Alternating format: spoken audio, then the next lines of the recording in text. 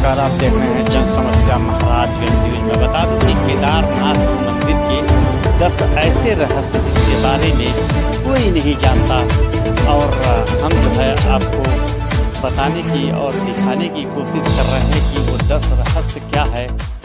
आप भी देखिए वो 10 रहस्य, देखते रहिए जन समस्या महाराजगंज न्यूज। केदारनाथ ऐसी जगह है जहां कई लोगों का जाने का सपना होता है। ये एक तीर्थ स्थल है जो अपनी चमत्कारिक शक्तियों के कारण विश्व भर में मशहूर है। आज भी इस मंदिर में कई रहस्य छिपे हुए हैं और इस मंदिर में देवी देवताओं की शक्तियों को महसूस भी किया जाता है। ये मंदिर सबसे पवित्र और चमत्कारिक मंदिर है। आज की वीडियो में हम आपको बताते हैं कि केदारनाथ मंदिर आखिर क्यों इतना खास है। नंबर 1, भारत के उत्तराखंड राज्य में स्थित केदारनाथ मंदिर हिंदू धर्म का सबसे पवित्र और मुख्य मंदिर है। ये मंदिर 1000 साल पुराना मंदिर है। यहाँ हर साल लोगों की भीड़ लगी रहती है। ये मंदिर उत्तराखंड के चौराबाड़ी ग्लेशियर के पास मंदाकिनी नदी के तट पर बसा हुआ है। इसकी समुद्र से ऊंचाई 3583 मीटर है। केदारनाथ मंदिर 12 ज्योतिर्लिंग में से एक है और इसका वर्णन महाभारत और ग्रंथों में देखने को मिलता है। ये उत्तराखंड के 4 धाम में से एक है। नंबर 2, केदारनाथ मंदिर से बहुत सी पौराणिक कथाएं जुड़ी हैं। यहाँ पर कई चौंकाने वाले चमत्कार देखने को भी मिलते हैं। इस मंदिर में ऐसी घटनाएं घट चुकी हैं जिसका वैज्ञानिक भी पता नहीं लगा पाए हैं। यहाँ तक कि अभी ये भी स्पष्ट नहीं है कि इस मंदिर की उत्पत्ति कैसे हुई है, क्योंकि इसको लेकर भी एक या दो नहीं बल्कि अनेकों कथाएं प्रचलित हैं। इस मंदिर के मुख्य पुजारी को रावल कहा जाता है। हालांकि रावल पूजा नहीं करते बल्कि निर्देश देकर अपने सहायकों से कराते हैं, और ये रावल कर्नाटक के वीर शैव जंगम समुदाय के होते हैं। नंबर 3, केदारनाथ मंदिर का शिवलिंग त्रिकोण आकार का है, जो कि बाकी सभी मंदिरों के शिवलिंग से सबसे अलग है। भगवान शिव के साथ यहाँ देवी पार्वती, नंदी, श्री कृष्ण, पांडवों और अन्य देवी देवताओं की भी पूजा की जाती है। ये मंदिर साल के 6 महीनों के लिए खोला जाता है। सर्दियों के मौसम में मंदिर के कपाट बंद कर दिए जाते हैं और इस दौरान किसी का भी मंदिर में जाना मना होता है। सर्दी के मौसम में जब मंदिर के कपाट बंद किए जाते हैं तब देवताओं की मूर्ति ऊखी मठ के आंकेरेश्वर मंदिर में ले जाई जाती है और वहां उनकी पूजा की जाती है। नंबर 4, केदारनाथ मंदिर के आर्किटेक्चर की बात करें तो दोस्तों ये काफी शानदार और अद्भुत तरीके से बना हुआ है। जिस तरह की कारीगरी इस मंदिर में की गई है वो सचमुच अविश्वसनीय और अतुल्य है। इस मंदिर की ऊंचाई 85 फीट है, लंबाई 187 फीट है और चौड़ाई 80 फीट है। इसकी दीवार 12 फीट मोटी है और बेहद ही मजबूत पत्थरों से बनी हुई है। जितनी ऊंचाई पर ये मंदिर स्थित है, इतनी ऊंचाई पर किसी पत्थर को लाकर उसे तराशना एक